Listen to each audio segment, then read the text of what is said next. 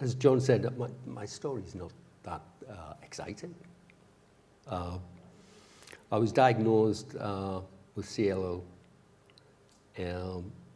basically in 2017. I was 69 years of age at the time. I've been on watch and wait for the last 7 years. I still haven't received any treatment, fortunately for me. The diagnosis came about as it does for many people, in that I went for a routine checkup. But at the checkup, I asked for a full blood count to be done. I was concerned that over several years, over a couple of decades actually, my medical examinations have indicated that I was borderline anemic. I wanted to check to see if that had progressed. So they agreed to a full blood count. A week later, I received a phone call to go back and take some more bloods. Week after that, I received a phone call from the GP to say he'd like me to call in and see him, which was an indication that things were not quite the way they should be. So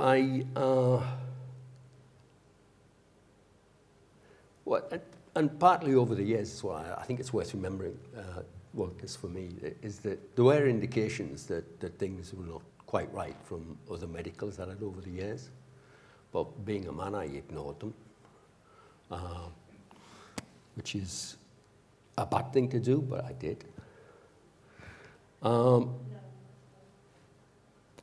So I went to see my GP, and during the initial delivery of the diagnosis, as many do, all I had was leukemia, blood cancer, chronic. Chronic to me was bad. Common English, chronic is bad. Once I got my wits back, I started to ask questions. It was quickly apparent that the GP knew little of the condition and couldn't offer a prognosis beyond, well, if it had been really serious, they would have had you straight to the hospital, but they were going to send you a letter instead. So I thought, well, fine. So I got out of there. And the first thing I did was I sat in my car and fired up Google. I dreaded Dr. Google. But actually, it was helpful at that time. I needed to answer some questions for myself, but I also needed some answers for my wife, for Brenda, because she was expecting that I might come back with bad news, and I wanted to soften the blow. So basically for me, chronic lymphocytic leukemia, what is it? What does chronic actually mean? What was the prognosis for life expectancy? Can CLL be cured? Can it be treated? How will it affect my life going forward? So I tried to get answers to these questions. And I did get some answers. I was looking for positives, so I ignored the bad news, just went for the good. And on the positives, it didn't look like I was going to die in the near future, which is always positive. Well, not from CLL at least. Chronic, as a medical terms, means the condition normally progresses slowly. Again, good news. Although there was no cure as yet, there are treatments available. At that time, there were very few treatments available, but that's changed dramatically, even in the last 7 years.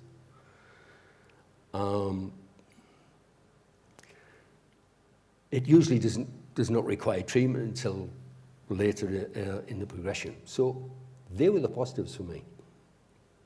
And another one is some people never require treatment. And I'm always a firm believer I'm going to be the lucky one. In the period between seeing the GP and my appointment with the consultant, I try to put it out of my mind, but with mixed results, as you would expect.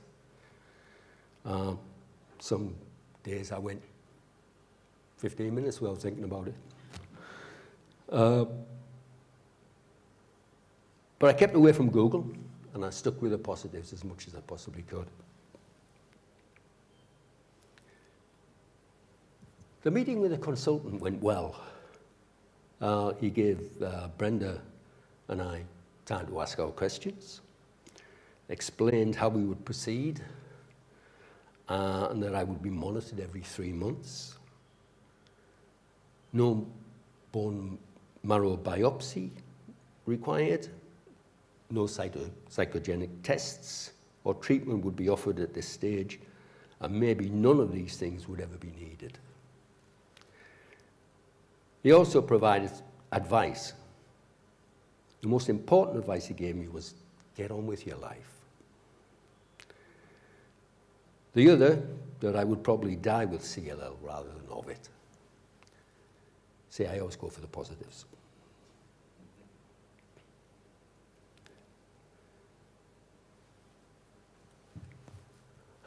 Probably one of the most important things that happened during my visit to the clinic was that I spotted a CLL Support pamphlet pinned to a notice board. I took a photograph of the contact details, and I will always be grateful to the person who put that pamphlet on that board. I signed up with CLL Support, which led to a transformation in my knowledge. Where before I'd been looking for positives, now I wanted knowledge. So they provided me with information I could trust and gave me a community I could relate to. The important thing is, I wasn't on my own. There were other people out there, people who were going through the same experiences, had the same worries, the same concerns, but were gathering together to help.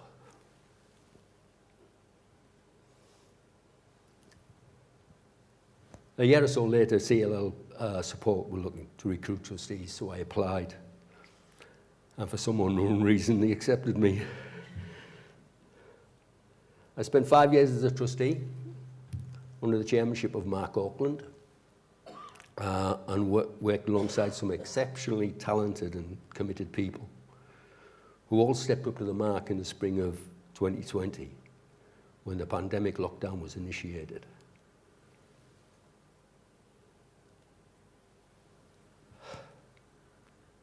The lockdown, the pandemic,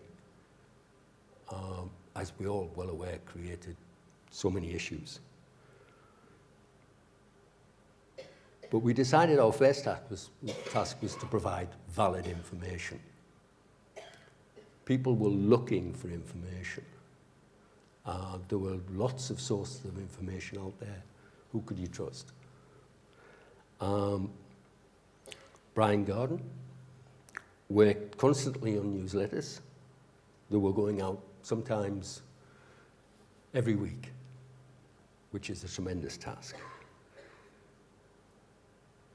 The late great Lewis Trope developed webinars from scratch. We'd only ever put on conferences previously. We needed to communicate with people. We needed a way for people to interact with the speakers, with the information that was being provided. We needed a way to allow them to ask their questions and ask them in real time. So webinars became very, very important to us. To us and to the whole CLL community. Our second task was to identify issues affecting the CLL community. Nora worked with the under 60s, myself with the champions, Gail Wigram on the helpline, Mark liaised with the sister charities, which again was very, very important. We needed a collective approach. It was a big issue, big problems were coming forward. All the trustees brought their lived experiences to the table. We're all CLL patients.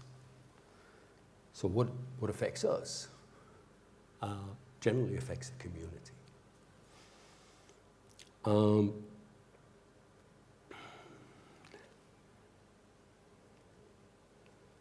Our third,